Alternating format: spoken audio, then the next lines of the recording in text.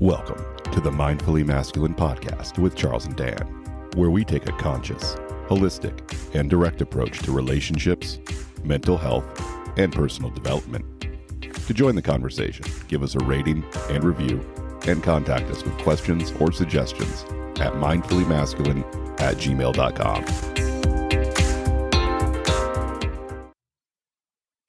Good morning, Charles.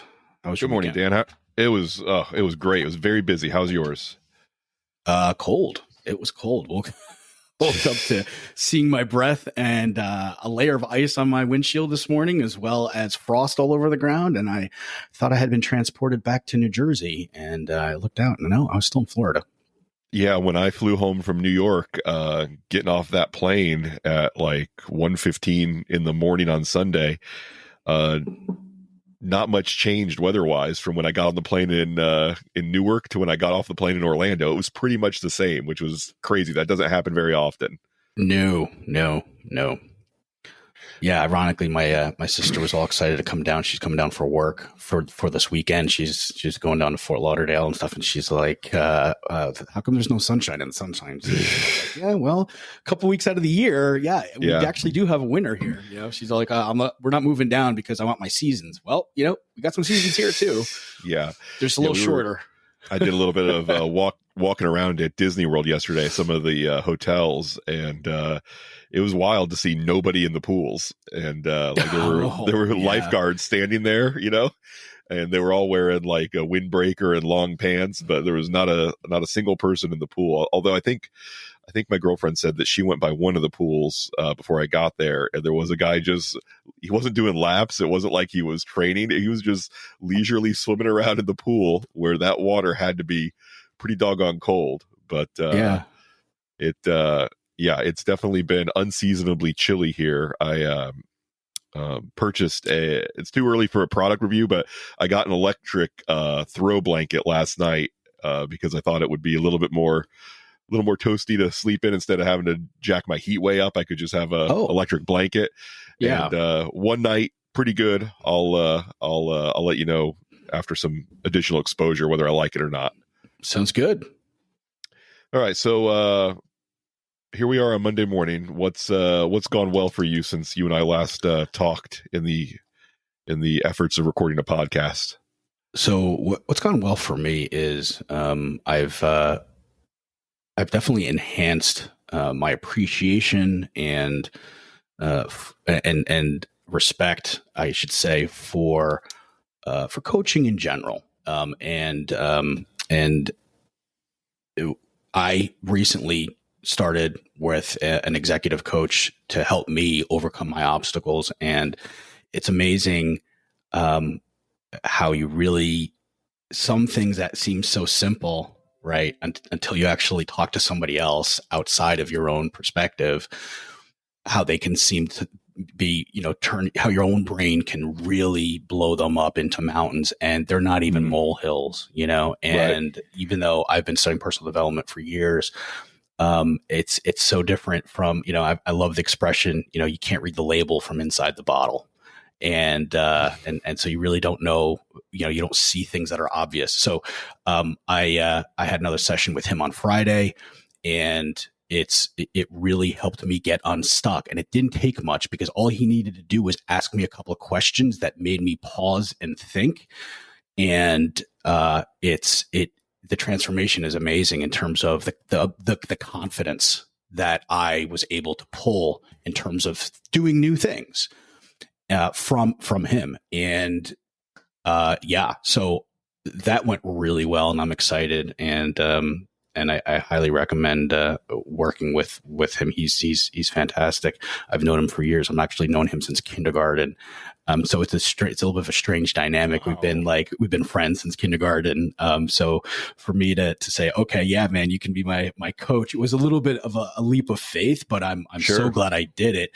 And I think it's actually working in my advantage because he already knows a lot of my background, and you know, so that's been fantastic. And maybe at some point we'll have him on the podcast, because he's made quite a transformation in his own life with all the things that he's gone through, and that's led him to do executive coaching. So I definitely would like to introduce him to you and to the audience as well. So Yeah, that's exciting. I love the idea of using experts to get yourself unstuck, and in pretty much every domain that makes sense. And we've experienced that plenty of times. I mean, when you and I work together, the longest, most challenging, most financially lucrative jobs were the jobs where an amateur tried to do something that requires a professional, and then we went in as a professional to fix it for them.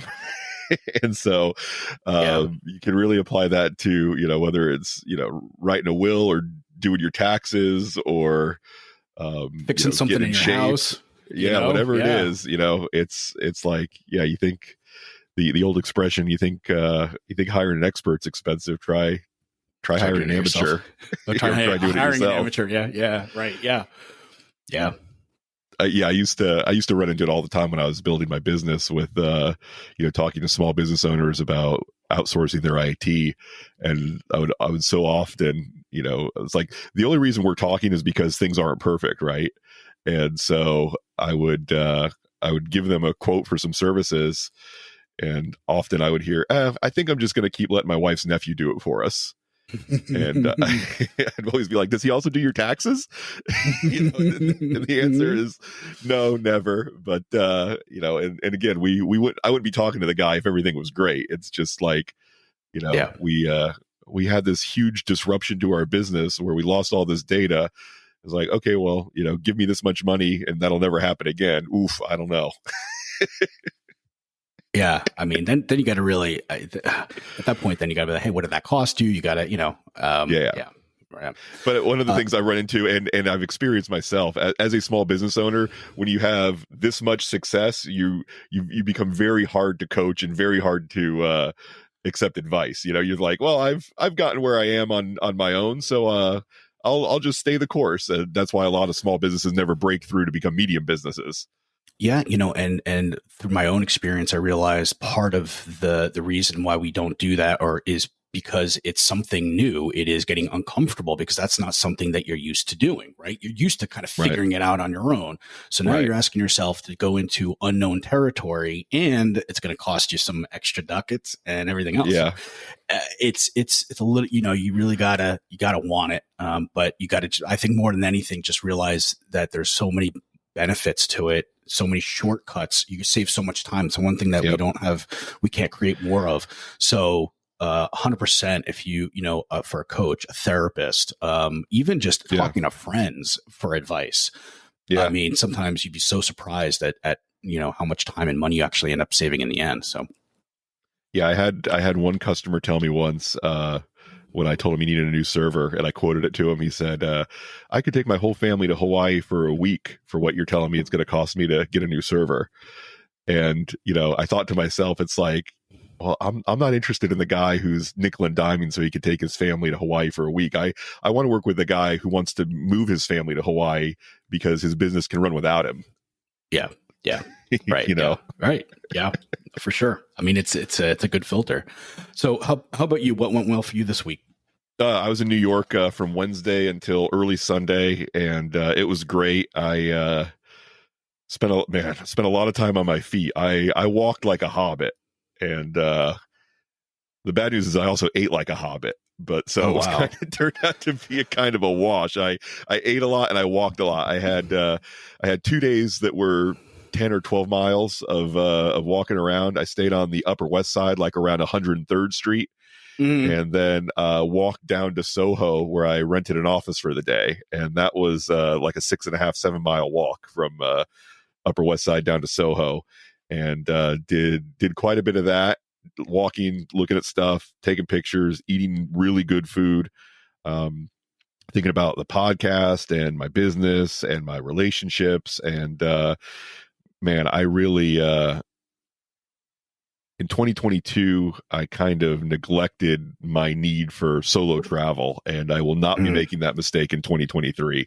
I'm going to try at least every quarter to go on, even if it's just a small trip by myself, because the time spent listening to books and listening to podcasts and just walking around and, looking at things and feeling inspired and thinking about the future was really worth the time and the money that I spent to do it. So I'm looking forward to making that more of a practice in 2023. Definitely once a quarter, if not more. Yeah, I just as you were talking about that, I realize, some of the best ideas and things I have are just when I'm by myself in the car, by myself walking outside.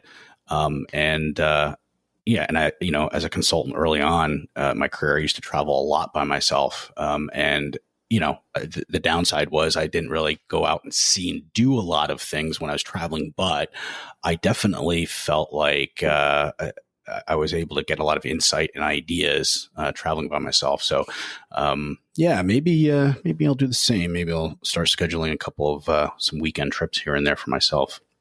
I would think about it, and even if you don't do it on the weekend, just this was my first experience going to New York and renting office space, and I mean, one place was $35, and I got access to that place from 9:30 to 5:30 on Thursday, and then the second place was $29. And for that $29, you get 24-hour access to the place. So from the second you unlock the door with the app on your phone, you have 24 hours to work there at a, shared desk with their internet connection, their coffee and tea and water, and you can just go at it for $29. And it's it beats sitting in a business center of a hotel, or in my case, a hostel, or trying to sit in a Starbucks and work. Yeah. Forget it. For $29. And because the thing you don't get at a Starbucks or at a business center is free coffee. Definitely not free coffee. But also, when it's time to walk to lunch, I can just leave all my stuff there because these are all professionals who have paid to be there, and I don't have to worry about anything getting stolen. Wow. Yeah. That's another factor. So for $29, I'm going to start planning my future travel. I'm going to be looking for cities that have co-working spaces with day passes, and that's going to be the exclusive way that I do the solo travel from now on. I'm only going to be looking at places where I can sit down and make that place my office for a day. And like I said, listen to podcasts, listen to books, write, just all that kind of stuff. And there really is, you could easily say, well, why not just do that, in your own hometown? It's like there is something disruptive in a positive way to being around different people, different things, just being in a new environment. Does something to me, at least, to sort of spark that creativity and that, what if we did this instead of doing that? Just that thing about being able to think differently is unique for me to traveling to a place that I'm not used to. Yeah, I mean, I would love to get Huberman on the podcast to talk about this, but as a neuroscientist. But yeah, you're you're using different parts of the brain and different neural pathways. And I mean, it's weird when I come back from like a week-long vacation, I come home and I even just like looking at my cabinets, I'm like, it would be more efficient if I put my cups here, because this is where I use them the most, right? And just a simple little thing like that. That's a great point in terms of that disruption. I started brushing my teeth with the non-dominant hand, and it was a little bit more difficult doing it with my left hand, but I definitely felt like I was getting a little bit more creative. And it's interesting now when I switch to my right hand to brush my teeth. I won't say it's really like a stimulating kind of feeling, but I definitely there's something that is, it almost kind of wakes me up a little bit, I want to say, when I have it's like kind of paying attention a little bit more, but there's interesting things must be going on up there. I'm sure. Yeah. The mind body connection between what happens when you do things with your body and how your mind reacts to it. We'll study that for 1,000 years and never get to the bottom of it because it's such a complex topic. But yeah, just doing those little things. I mean, walking around New York, the weather was different, the streets were different, the people were different, the food choices were different. I was surrounded by so many different things that my brain just sort of, at least it felt like, anecdotally, it might be all in my head, but that doesn't make it not real, as we learned from Dumbledore in the last Harry Potter movie. Just because something's in your head doesn't mean it's not real. Right. The idea, though, of you spending all this time just doing different things, it makes my brain think differently about problems you and I've been doing the podcast for a year plus, and we kind of fall into this routine of thinking about it a certain way, and then you put yourself in that new environment with all that new stimuli, and it's like, well, what if we did this instead? And I think that's very valuable.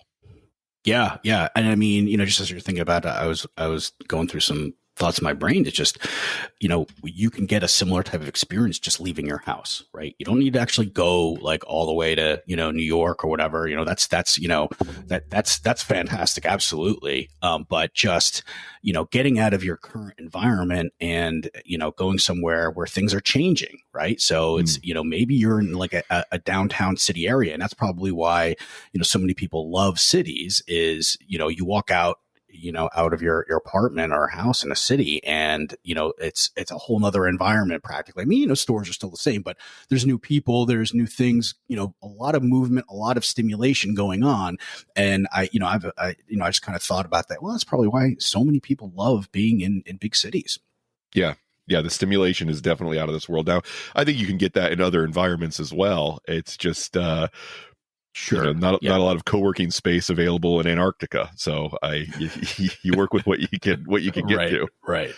But it was a great trip. I was very happy, and I look forward to the next one. I'm gonna plan something in the spring, and on a future episode, I'll talk about the apps that I use for finding great deals on cheap travel, and sort of lay out a plan for pretty much anybody. If you've got weekends or vacation time or whatever, you can figure out ways to travel real cheap. And let that experience sort of stretch out your mind and shake things loose a little bit.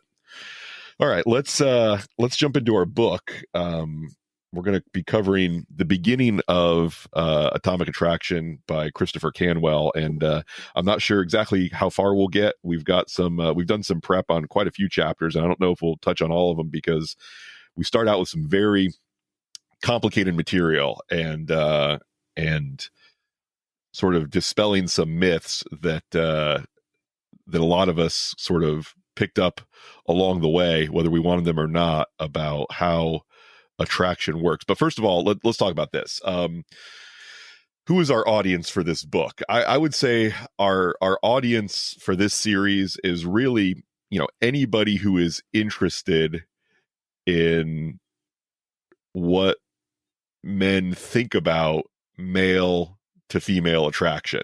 Now, that's not to say, there's probably a lot of material and a lot of discussion and a lot of complexity and a lot of interesting things to say and talk about with other kinds of attraction, whether that's men and men, women and women.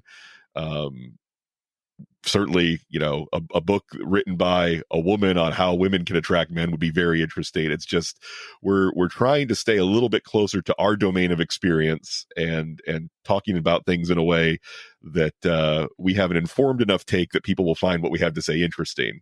Not that we're experts, but we, our life experience, you and I, has been in the relentless pursuit of attracting women. And so anything outside of that, we're probably not going to talk about too much while we cover this book. But if somebody has suggestions for material that we could recommend or we can talk about briefly to say, hey, here's what's out. If this is, if this is your interest or your situation, here's something you might find interesting. We're welcome to hear that information and pass it along. But what we talk about for the next X number of weeks is going to be predominantly what men can do to be more attractive to women. And a lot of what I like about this book specifically is that a lot of the ideas that Canwell puts forward are based on scientific experiments and studies and right. And interviews and things like that. And for me, what's fascinating is more about, and probably for you too, is understanding because the subtitle is The Psychology of Attraction. And that's always been really fascinating to me because it's how does stuff work, right?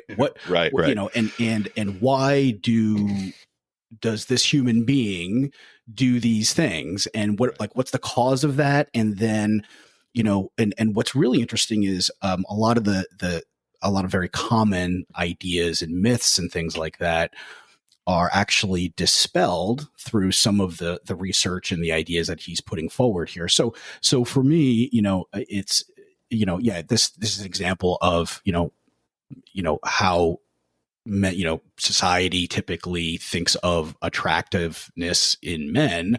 But to me, the interesting thing is why. Like, what is that? So, right. So to me, this could be. It doesn't have to be, just men and women. It could be men and men. But it's just this is like, you kind of open something up and go, okay, what makes humans tick? Why are we doing these things? To me, that's absolutely fascinating. And because once we understand that, the fundamentals, then you can kind of apply that in almost any situation, right? Or not, and just once you understand how things are working and operating, you get a better sense of why somebody does something in a certain situation, right? And then once you have that, I feel like you can make better choices for yourself and for people around you as well, and that's why I really like this book. Yes, for books in this space, we found a couple of good ones, and I've read some real stinkers too, because it's just people that do have these myths that they're living under, and they supplement those myths with a bunch of education, so they sound smart, but they're still kind of living according to a pattern that somebody else sort of wrote for them. But we'll talk about that a little bit more. One of the things that I did on my trip to New York was I listened to a podcast episode of Huberman's podcast with Sam Harris. They talked for like 4.5 hours on meditation. I saw that.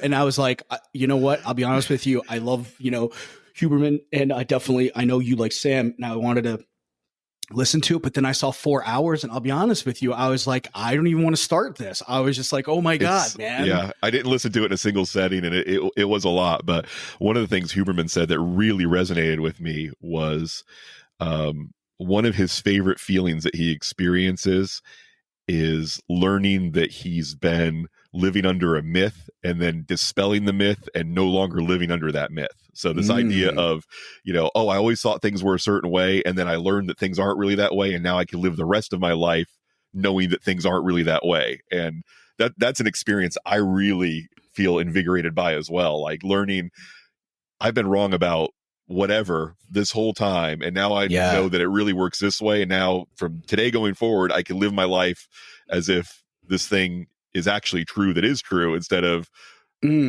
acting like this thing that's not true was true. You know what I mean? Interesting. And so that's and not to become the Huberman fanboy podcast, but I also saw this week the Two Bears One Cave podcast with Bert Kreischer and Tom Segura. Bert is not on this week's episode. Huberman is sitting in with Tom Segura instead of Bert. And that must be hysterical. We got to listen to that. Oh my God. I've listened to the first maybe 15 or 20 minutes of it, and that sounds awesome. Huberman talks a lot about his childhood and growing up and some of the trouble he got into as a youth and stuff. He spent some time in a juvenile detention facility. Wow. And it's really interesting to hear him talk about his background. So I'll put that out there as well. If you listen to one podcast, listen to that one. If you listen to two, listen to us as well. Yeah. So, all right. So, again, as part of the introduction and preface to the book and the podcast series, you're going to hear some things that probably don't feel true and don't resonate with you, and that's okay. If we're saying things are a certain way and you disagree with that, you can certainly just listen to us for the entertainment value, or you can dismiss what we're having to say. You're welcome to do that as well. Or I would say join our Patreon and feel free to direct message us and tell us how you really feel. Yes, absolutely. I would say this: if you're completely satisfied with your sexual, romantic, intimate life, then look, maybe this book is not for you, and maybe you don't need to hear us talk about it. If, however, your life in that area is not completely satisfying you, whether you're in a relationship or looking for a relationship, or you've given up on relationships, if you're not happy with the status quo, then maybe we're going to point out something that you haven't thought of before. You're going to hear it in a way that you haven't heard it expressed before, and you might be able to gain something from that and be able to, I like to think that we all have tools that we're missing from our toolbox, and life can very well be just a quest for let me find that tool that I didn't know that I needed, because then when it comes time to do this project, I'll have the tool and it'll go a lot easier. And maybe we'll have one of those tools for you as we talk about this book for the next few weeks. So I'm going to put a little asterisk on what you just said. I'm going to say it's not just about romantic endeavors, because honestly, the takeaway that I've gotten so far is this is really about building attraction and it can be applied to other areas of your life. So you did say relationships, right? So, but I'm going to say you've got a relationship with your boss. You've got a relationship with your customers. You've got a relationship with the world, right? All of these things, I feel like some of them are more specific, as you said, for like a romantic type of relationship. But I think some of the principles actually can apply and be beneficial in other types of relationships that aren't just romantic, because a lot of this, at least so far for the first part of this book, it's been about building confidence. And I think when you are engaging or working with somebody or talking to somebody, I think more often than not, you want to be working with somebody who's confident, not arrogant, but confident. And I feel this actually helps build that as well. So I think it really applies whether you are looking for, a partner or not. I think it can be useful information. Yeah. And let's ask why. Why is that? Well, the answer is people that are considered by other people to be attractive simply have better lives than people who are considered unattractive. Now, you can decide whether that's fair, whether that's right, whether that's ethical, whether that's moral. It's all about taking the world as it is, not as we wish it was. And so define better. What is better for you? What is a better life? I'm curious. I would say a better life for me is a life with more options, where I can choose to spend my time on the things I want and not forced to spend my time on things I don't want. I like it. I like that definition. Yeah. Attractive people, and you don't need a certain amount of the money in the bank. You can curate a life with a lot of options and a lot of flexibility just by deciding that that's what you need and that's what you are going to go after. And I would say attractive people, for the most part, and again, that's how whatever culture, society you currently live in, whatever their definitions of attractive happens to be, the closer you are to that, the more options you'll have, the more flexibility you'll have to live the life you want to live with the people that you want to be around than your counterpart in that society who is considered to be unattractive. Yeah, not to totally derail this conversation, but I'm going to anyway slightly. Please. The interesting thing is most times, and I don't know if this was in Tiny Habits or somewhere where we had maybe something we did together, reviewed, whatever, but most people, when and it might have been Simon Sinek or somebody, but basically when you try to figure out the motivation for people in terms of what is driving them to do something, you can eventually, if you keep boiling it down, it all eventually comes down to some sort of freedom. Right. So, which is kind of what you're talking about, right? Freedom to do different things, freedom of like financial freedom. Maybe it's freedom of location. You can kind of live anywhere, freedom of relationship. You can work with anybody. And I think at the core of who we are as human beings is just those freedom of having different choices and being autonomous and being able to make choose our own adventure in life, right? Yes. So and one of the biggest obstacles to achieving that level of freedom, and you can't spend much time in the sort of self-help, self-improvement space without coming across the idea of limiting beliefs, where you have certain beliefs about yourself and the world, and those beliefs are getting in the way of the things that you feel that you want, the things you think you should want, the things you'd like to have, but you're stopping yourself from getting those things because of things that you believe about yourself, or things you believe about the world or other people or whatever. And so we're going to take some time while we're discussing this book to sort of call attention to those limiting beliefs or those myths and say, okay, this is the way. If you come from a background like me and Dan do, where 21st century America or the West or whatever, you've probably been conditioned to think certain things that are holding you back from getting what you want, particularly when it comes to relationships.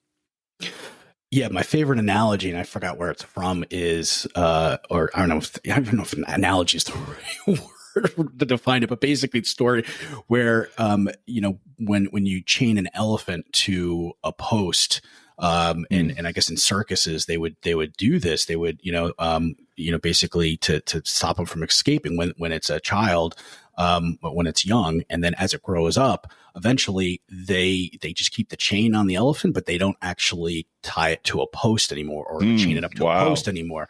And it's been conditioned its entire life to basically say, figure out, hey, I can't go anywhere. I have a chain and I'm chained to this post, but then at some point they release it and the elephant doesn't run off because it's got this belief that it's got a chain on its foot. It can't go anywhere. And I, whether that is actually true and that actually happens or not, don't know. But it lines up and it kind of makes sense in terms of a limiting belief, right? Yeah, so we get comfortable. Also, that gives us a sense of comfort as well. I think our limiting beliefs as well, right? Because we've got shit figured out at that point. Or so we think. Yeah, absolutely. So we think, this is true enough, often enough that I can go ahead and build a foundation of behavior on top of it. And then, often what happens is we sort of live under that belief for a long time, and then something big happens where it didn't work. A relationship falls apart, or we get sick even though we've been doing what we're supposed to do to take care of our body or whatever. Like something disruptive happens, and then that's when you're kind of free to say, okay, maybe this thing that I thought was the way things are really isn't the way things are, and I need to be open to looking at things a different way.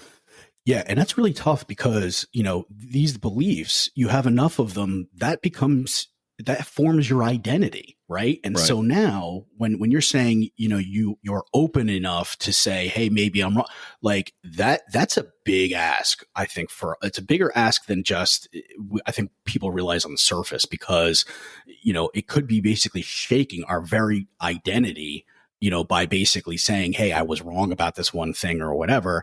And that's, and now, you are going, that's a tough shift to deal with. And you need to be very confident in yourself and other things that you're doing, I feel, in order to say, yeah, I'm willing to be wrong here. I'm really to realize, hey, maybe, this isn't correct. And I'm willing to change this part of who I am and operate in a completely different way.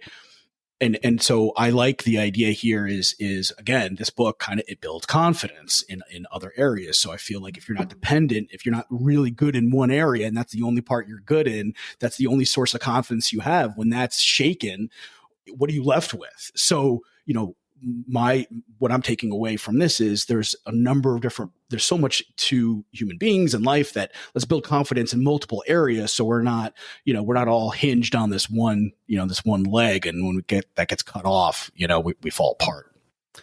Yeah. And that brings me to sort of my own theory of attraction that I've sort of built up over my adult life, which is, when you look at the tools that a guy has when he comes out of childhood, puberty, whatever. In my experience, there's about 10% of men they're going to come into adulthood with the looks, the attitude, the tools, the style, all that stuff that it takes to attract women. And it's going to be automatic. They don't have to work at it. There's 10% of guys that they lucked into it. They had great parents. They got great genes. They picked up some important lessons along the way through no effort of their own. They were just exposed to something that clicked for them. Mm-hmm. And those 10% of guys don't have to work at it. It just is going to come easy to them, and they're going to have the choice of women that would blow most of us away because people are just naturally attracted to them, right? Mm-hmm. Then on the other side, I think that there are probably around 10% of guys where almost nothing they do is going to be good enough for society to say, okay, you're attractive enough to get the women you want. Like whether it's, something about the way they look, a condition they were born with, again, that was not their fault, a mental illness that is going to be very hard for them to, get under control, whatever it is. They didn't do anything wrong. They just got a bad roll of the dice, and they're not going to have access to the kind of partner that they would be the most attracted to.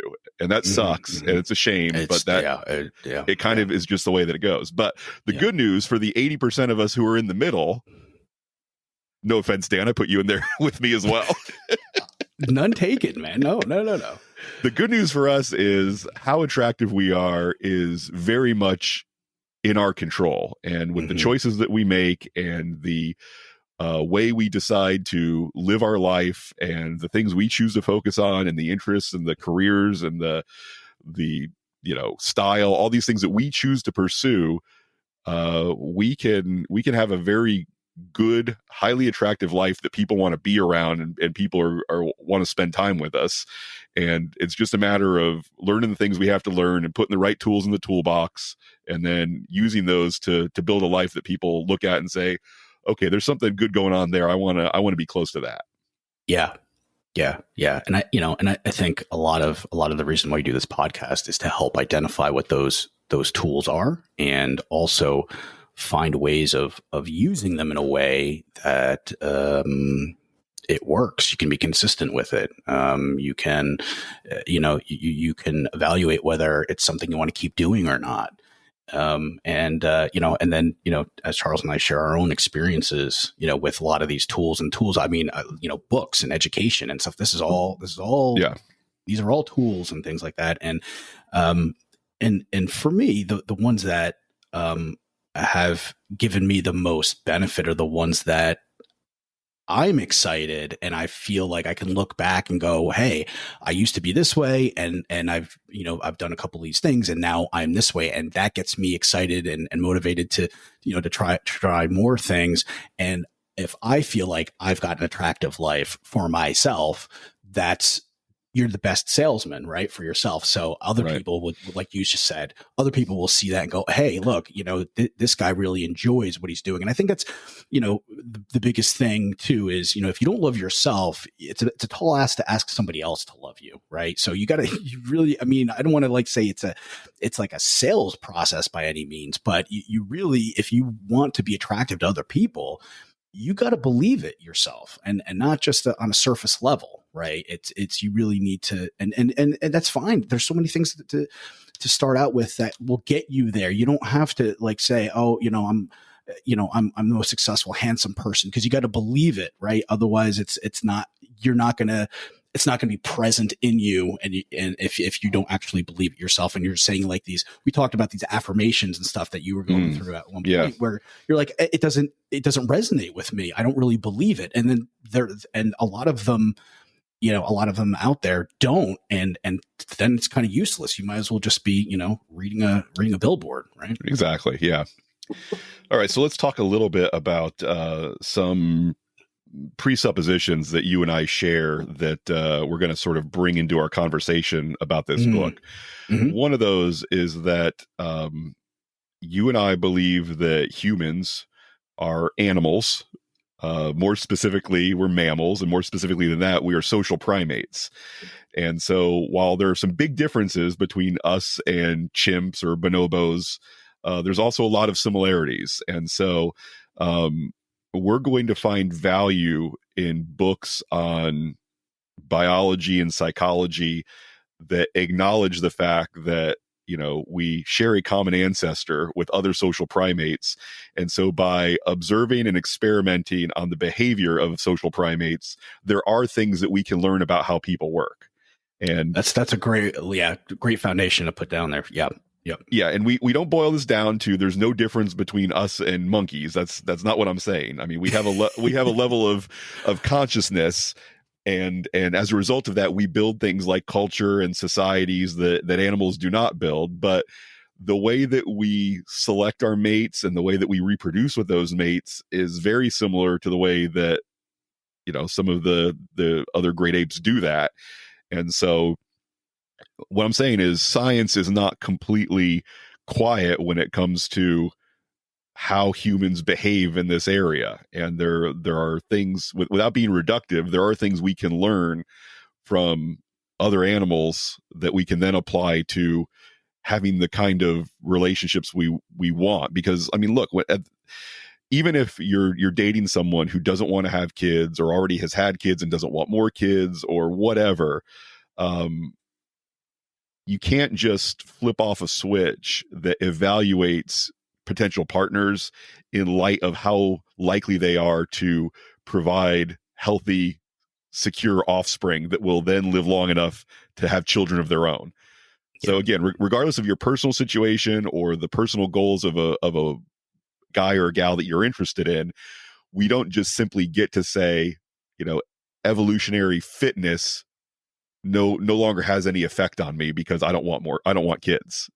It's not that simple. Yeah. It's interesting. I've one of my dirty little pleasures is I shouldn't say dirty, but basically I guess it's not dirty at all, but I love watching a lot of these dating reality shows where it is based on, they're trying to basically take the physical attraction aspect out of it, and whether they're just whether they're matched or just meeting each other, they don't see each other, so Love is Blind, Married at First Sight, the Indian matchmaking, whatever. So it's interesting because I love the psychology of it, right? And for some people, I mean, Married at First Sight, I think they've had like 16 seasons, and they've had four or five couples per season. And at this point, I think they only have like 10 or 14. They said 14, but it might have been a little bit dated. But I think it's about 10 couples out of, almost, so 4 or 5. Do the math there. So they've got like less than a 20% success rate, and people are, really vetted, with questions, everything else like that. And the problem a lot of times is it comes down to physical attraction for people, and doesn't matter how good they look on paper. It's a physical attraction, and then obviously things can be enhanced, and when it comes to personalities and things like that, and that's something that they're they don't expose to, but. I always just find it fascinating to see, how people try to make this work. They've got a lot of incentive to make it work. And then a lot of times they just can't get over the that what you were kind of talking about, our animal type of attraction that we have or we don't have for people. Yeah. And I think I can kind of, at least in my own mind, I can kind of boil this down to one word that I think applies both to men and women, but it sort of expresses itself extremely differently between the two biological sexes, which is survivability. That is what you're looking for in a partner. You want to look at someone, whether it's a man looking at a woman or a woman looking at a man, and think, okay, this person seems to embody traits that speak to me as being highly survivable. And again, those are very different, in men and in women. For the most part, what we're going to focus on in this book are the traits of a man that make him look like he's got high survivability. And the two biggest ones are strength and confidence. And reproducibility, right? Also, right? So surviving. So I would say survivability of the genes. Correct. Right? Exactly. Survivability. More than just in that man's life or in that man's generation. Right. We're looking for, okay, what does a guy have that communicates to me that, not only is he likely to survive the war with the tribe of the next village, but his genes are likely to survive well down the line in history, not just today. Yeah.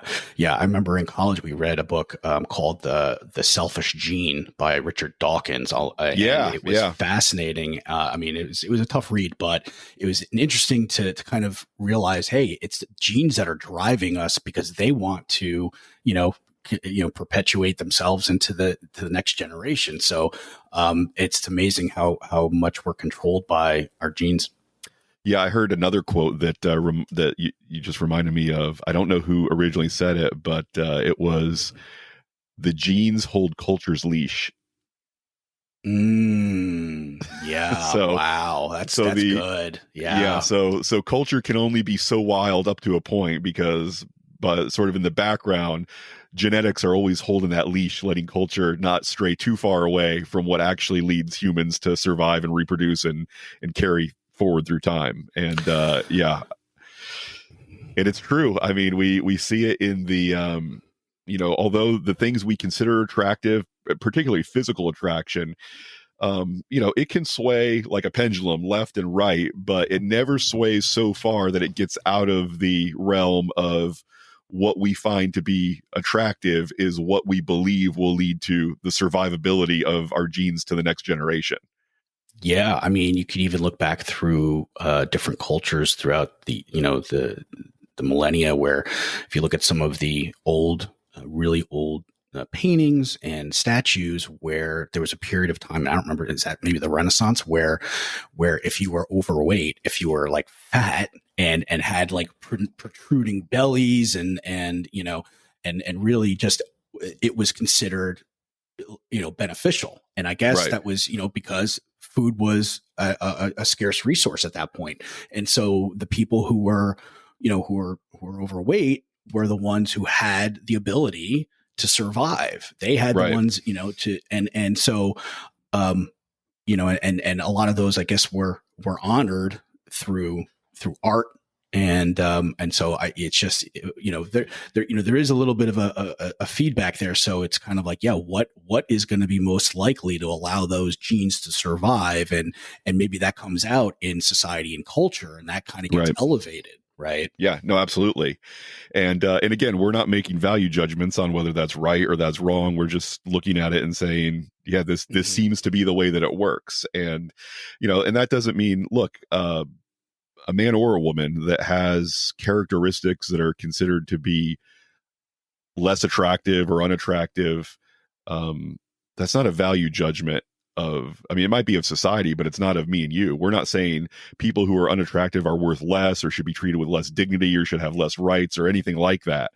We're just saying that when it comes to the marketplace of mate selection, there are certain characteristics that will communicate a higher value, and with that higher value, you will have more choices. And look, if you don't like the way that works, you can sort of check out of it and say, I'm not interested in this. I'm fine the way that I am. And if that means that, the prettiest girl or the handsomest guy isn't going to be interested in me, so be it. And we not only recognize but respect your ability to say, okay, look, I'm checking out of this system. I'm not going to change a single doggone thing about the way that I live. And that's fine. But many of us are approaching it the other way, where they're like, okay, what are the things I could do that I want to do that would make me more attractive to my current partner or a future partner? And the goal of this book is going to be like, or one of the goals at least of us covering it is going to be, okay, if that's a path you're wanting to go down, what could I do to be more attractive? Then here's some ways that you could do that. One thing I want to say, go ahead, Dan, sorry, you go first, and then I'm about to change topics. Just minor thing is that it's I also want to reiterate here is that as I've learned things and tried things or whatever, and I think it's important to recognize that I don't believe in true altruism. I believe we all do things to make ourselves feel good. Even when you're like making anonymous donations, you still know you made that anonymous donation. And so it makes you feel good. Right. And I don't have a problem with that. I don't think there's anything wrong with not being, but because you're still doing good, you can, it can be a win-win, right? You could do something great for somebody else and still feel good yourself. And I think that's, and in that vein, that's kind of what I'm saying here is that, I think a lot of the people who do want to, look into these changes and things like that, if you're not really aware of that or whatever, but it believe it or not, you are going to feel good doing these things. And we all love feeling good. I mean, most of us do. And so I think,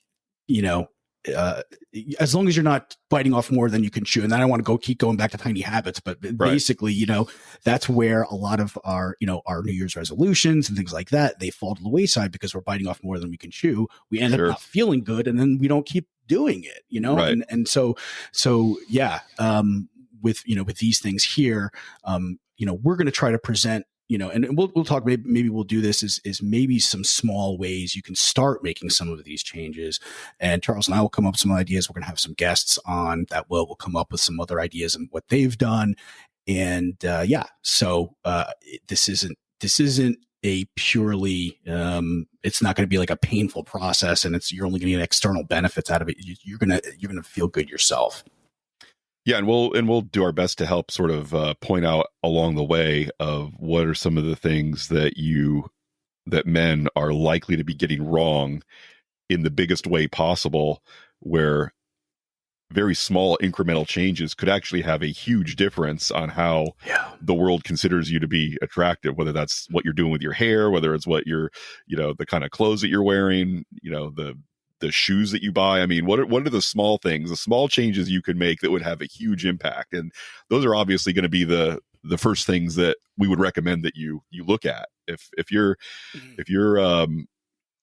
can simply change, you know, where you buy or the kind of, you know, $15 polo shirt that you're wearing by going from one brand to another, one material, one kind of textile to another, one kind of fit to another. I mean, if you can make small changes like that and make a huge difference on how attractive you look, then by all means, let's all keep an eye out for those changes and make them, because why not? So yeah, that's one of the things. And last thing I want to say before we close out this part of the introduction, you can't really talk about a book that addresses men attracting women without spending a little bit of time on the very polarizing and very baggage carrying terms of alpha and beta, because holy cow, if I never hear those terms again referencing men, that would be great, because just the amount of time that dumb people want to seem really smart by throwing around the terms alpha and beta. Especially, the worst is guys who insist on describing themselves as alpha. I think people just like the Greek language. I really think that's what it all comes down to. You sound all, you know, sophisticated when you're throwing out things like that. All right, we are going to do our best not to throw around those terms willy-nilly, and actually even calling out the author of this book when he throws them around in a way that I consider to be willy-nilly. I think what people mean when they use alpha and beta are, I mean, again, there's so much baggage. One way to think about it is strong versus weak. That would be, and I would say mostly emotionally strong versus emotionally weak, not physically, when you hear alpha versus beta thrown around in pop culture.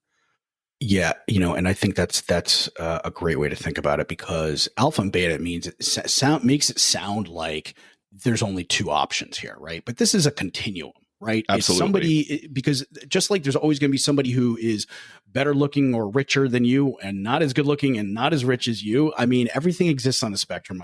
Most of it, I think, you know. And so, yes, somebody might be stronger in one area or more confident in one area and be more alpha-like than the other, but than somebody else. But yeah, I think it's doing everybody disservice by saying, you know, because one person's version of an alpha is going to be different than somebody else's, right? Yeah, no, absolutely. Because it's based on how strong you are or confident you are, or whatever criteria you've decided or you've assigned to the thought of what an alpha or a beta is. And that's not always clear, and that's not always the same. So yeah, it's a shortcut that people use, and I think people use it as it's in most cases a disservice to try to boil something complex down to something simple and into a catchphrase. There's this one guy on Twitter, I think his name is Nick Adams, and I'm pretty sure it's a parody account where, like, right in his name it's like Nick Adams alpha male in parentheses, and he talks about all these, he's very right leaning politically, and he talks about all these things that he does because he's an alpha male. And nobody's really sure. At least I've not talked to anybody who's really sure whether it's a parody account or whether he is actually being serious. Because I mean, that can be a mark of very good parody when it, you know, you don't know whether the guy's joking or not. And, you know, it's stuff like he eats, you know, X number of meals a week at Hooters because he's an alpha male and stuff like that. Okay. Yeah. I mean, listen, it's, you know, these days, a lot of it, you don't know what's entertainment, right? And right. So, yeah. So, I would encourage men to, as often as possible, don't refer to yourself as an alpha or a beta. Just try to live an emotionally strong and life where you realize that tough times will come and you'll be able to survive them, and act like tough times will come and you'll be able to survive them. And that is really where the root of attraction starts. Yep. So, all right, there we go. Yeah, I felt like before we got into this book, we had to at least address that, because it's too easy to toss around those words and sound like an idiot. And I'm going to endeavor to not do that while we talk about attraction. Yeah. Yeah. And, you know, I mean, it's good to have that at the beginning here, but as we go through this book, I'm sure we're going to have quite a few other times where we're going to need to kind of go, okay, hold on a second. Right. Let's kind of like level set here. Right. So yeah, I mean, because Chris Canwell put together a book here that I think has value in it, but he's not perfect. The book's not perfect, and Dan and I will point out the things where we're like, you know, okay, while we cover this, covering any of these books that we talk about on this podcast, it's a lot like playing gin rummy. You know, you're gonna get dealt some crappy cards, and you're gonna get dealt some good cards, and when you recognize that one of the cards in your hand's crappy, what do you do with it? You discard it.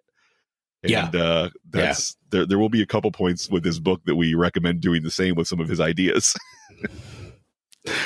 Yeah, that's what I love about having our own podcast. Exactly.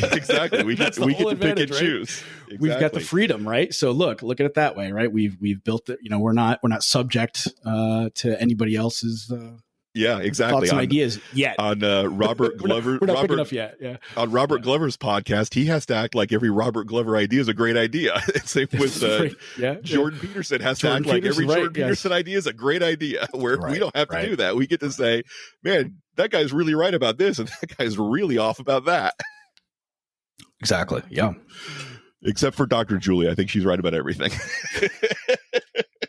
She's right about a lot. Absolutely. There was nothing in her book where I looked at it and I was like, nah, she's wrong about this. It doesn't line up. Right. Doesn't line up. Doesn't make sense. Right. Yeah. Yeah. And that's the only one we've covered where I felt that way so far, but we'll see. All right, Dan, thank you very much for your time this morning. And I will look forward to talking to you again later this week. And you and I have a lunch planned on Saturday, I believe. So we'll get to hang out and talk about the podcast in even more detail than we do on the Mics Are Hot. Yeah, sounds good. All right, man, take it easy. Yeah, have a good one. Take care. Bye-bye. Bye.